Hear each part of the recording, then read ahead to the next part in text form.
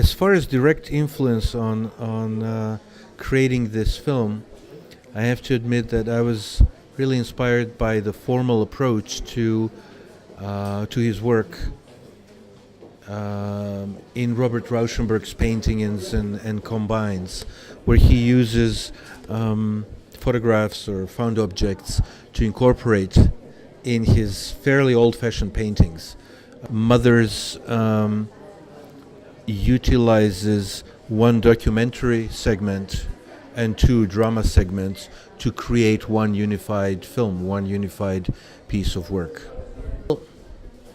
I mean, one of the things that Mothers is about is the nature of truth. That was achieved in the film, in Mothers, primarily through different stories, different bits of narrative that deal with various ways of dealing with truth, but also it's achieved through the technique which has been applied in the film, and that is the fact that part of the film is a documentary, and as a viewer we move from the drama into the documentary.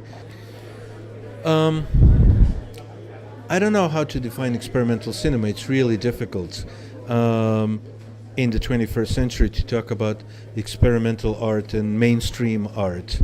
When I was in film school, I got exposed to a lot of great experimental cinema. My teacher's definition of experimental cinema was any cinema that's not narrative.